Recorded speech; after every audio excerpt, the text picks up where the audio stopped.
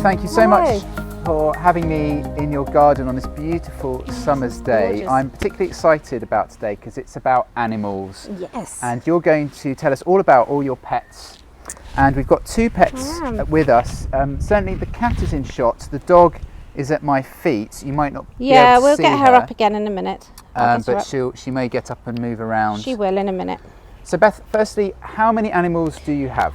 Well, we have got 3 cats, although technically it's 2 cats and a kitten because this is Clara and she's a kitten. And then we have a Labrador dog and we have 2 other pets that we'll meet later. But this is Clara. She is our kitten. She is about 6 months old now and she arrived to live with us just the week before lockdown started. So this is actually the longest time that she's been outdoors in all of her life. She's been an indoor kit so far.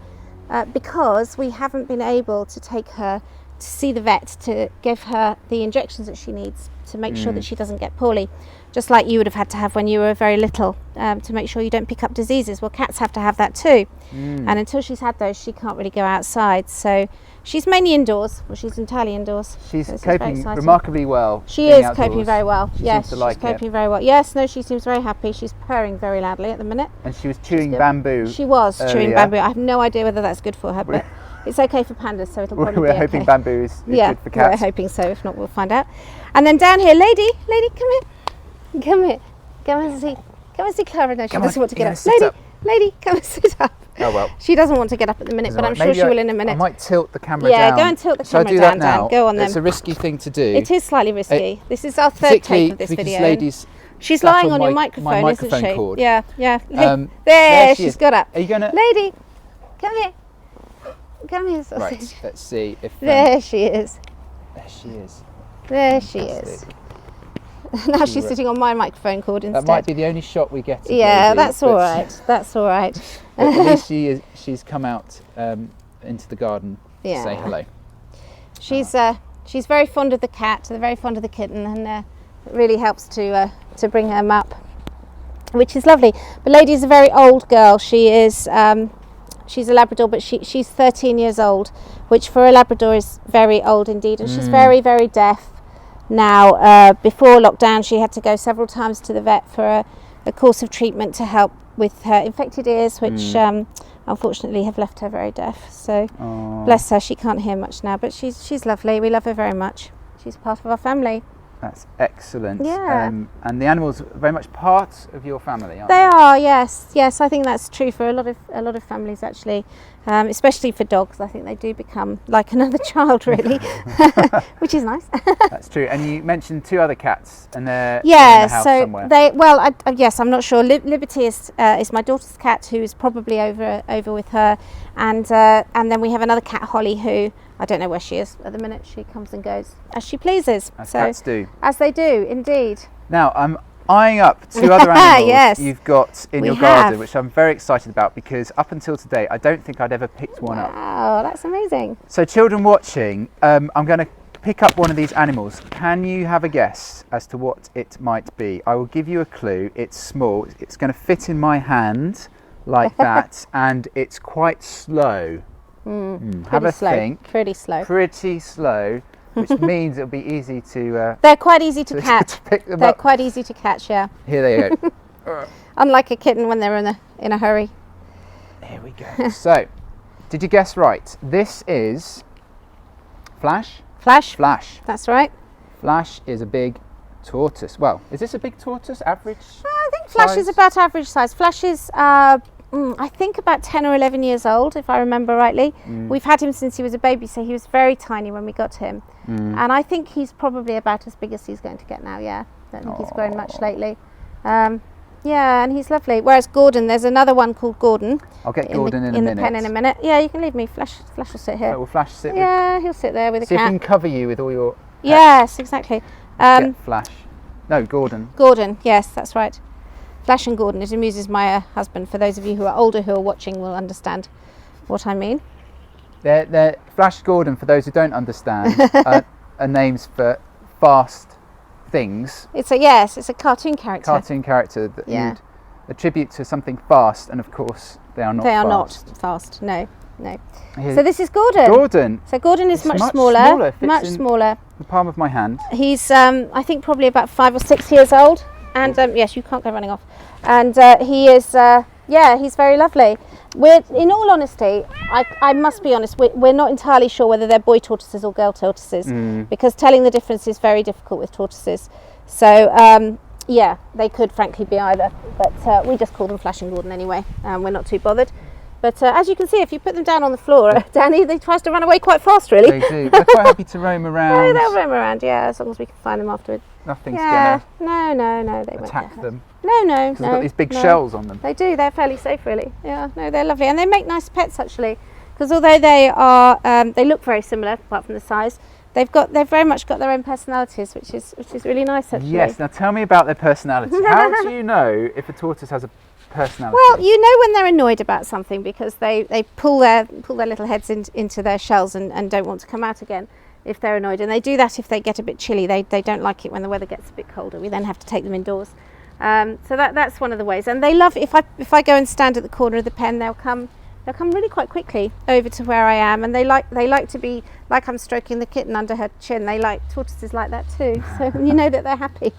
So they're very cute.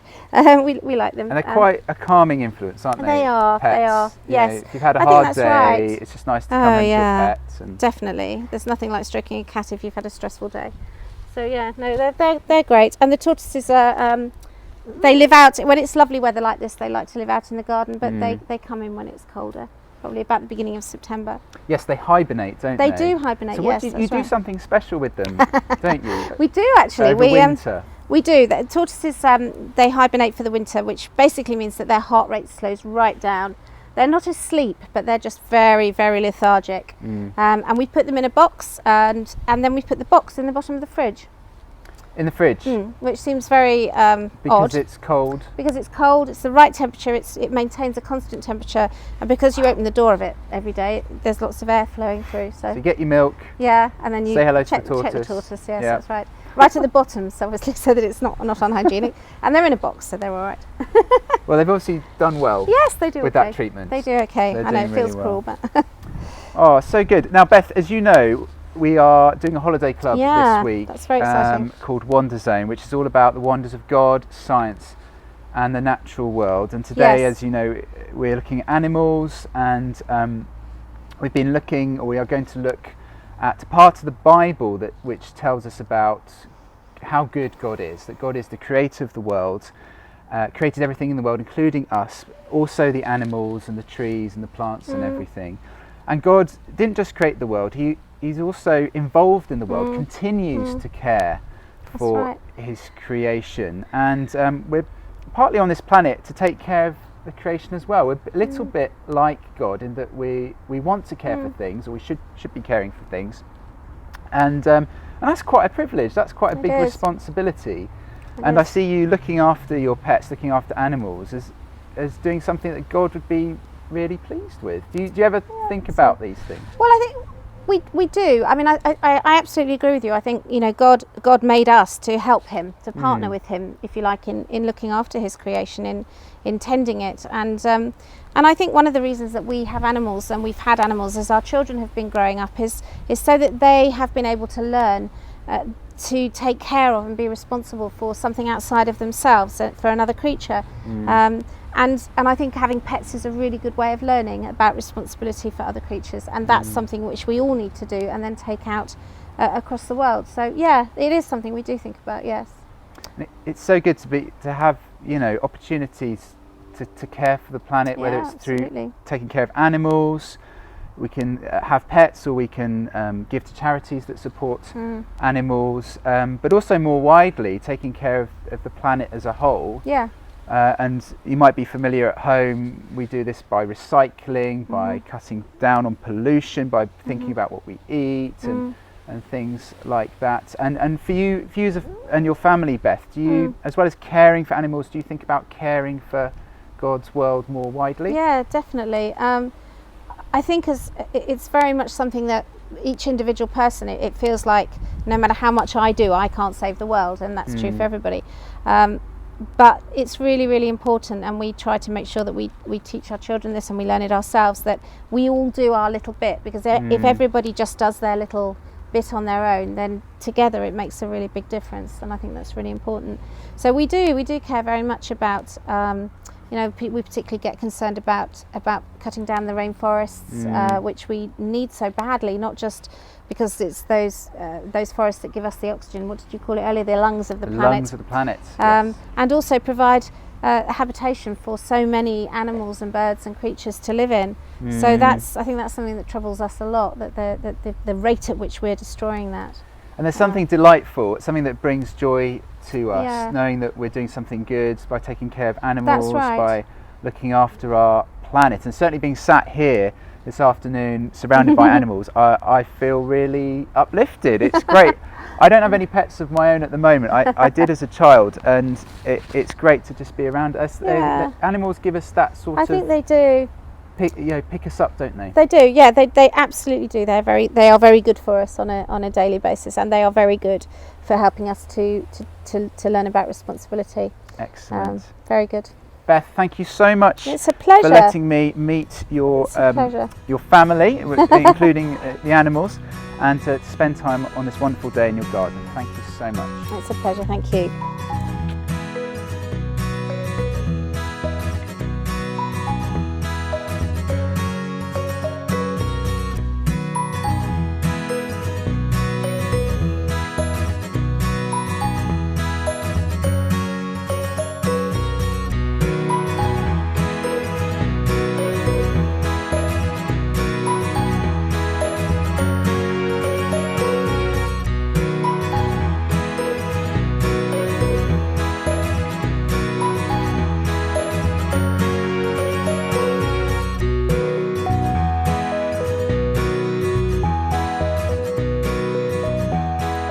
Hey everyone, welcome to the Bible Bit. I hope you've been enjoying the experiments and things and thinking about animals and all the animals that you guys have in your homes, or the pets that you have, or the animals that you love to watch or look at in the zoo.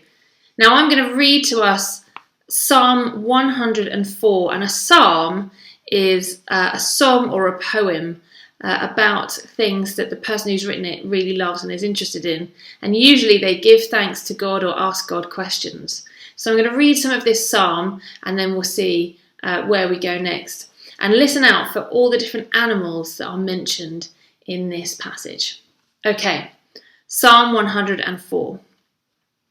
I praise you, Lord God, with all my heart. You are glorious and majestic, dressed in royal robes and surrounded by light. You spread out the sky like a tent,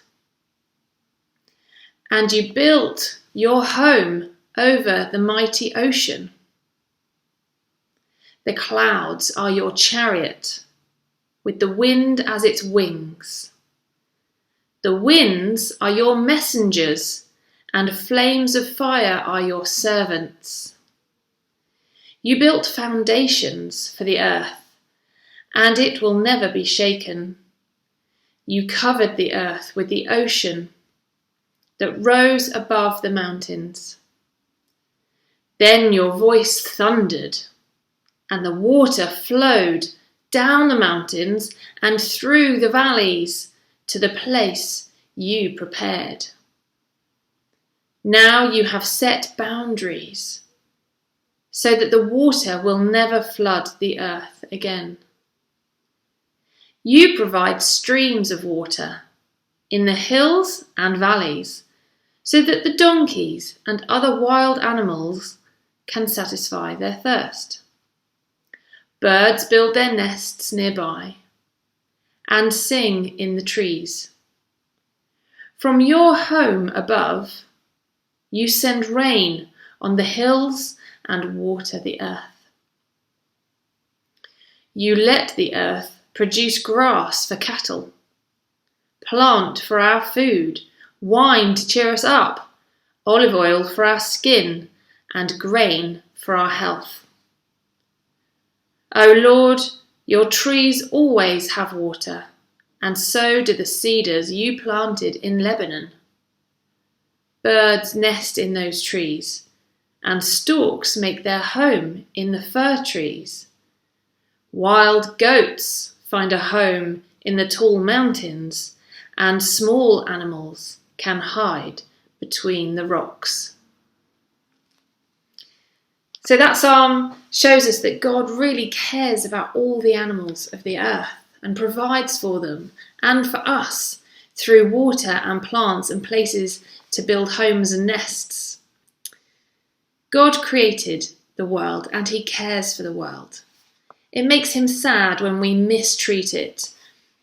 Just like us, he hates it when we pollute it. He hates pollution. The things we do to look after our planet, like recycling and reusable energy, are good things. I wonder what you do, or what the grown-ups in your house do to look after the world. Do you recycle in your house? Ask a grown-up where the energy comes from. Do you know anyone who has a job looking after our world? Well, I used to be in one of those jobs. My first job was as a town planner, and town planners help decide where buildings should be built, where roads should go, which trees to look after, and how to deal with waste.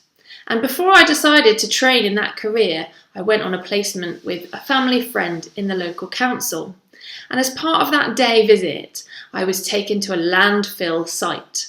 And a landfill site is where lots of our rubbish goes to if it's not going to be recycled or used for energy. And it was really surprising to see such a large area filled with all our rubbish, lots and lots of bin bags and lots of things that I recognise that I probably throw away in my bin. And it really helped me to understand more about where our waste goes and why we need to recycle and what we can do more. And we've just switched our energy provider so that we can make sure in this house where we live now that all our electricity comes from 100% renewable sources. So we're really pleased about that. So maybe you can talk about that with the people you live with in your household over the dinner table tonight or tomorrow, and ask, where does our energy come from?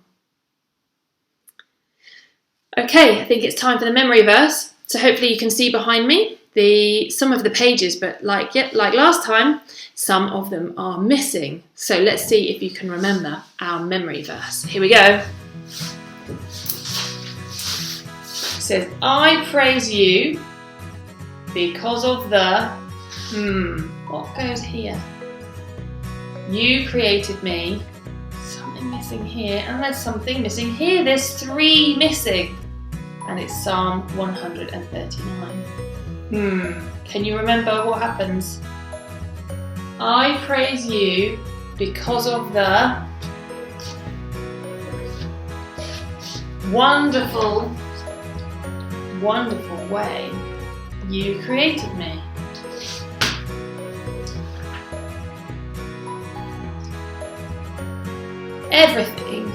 Everything you do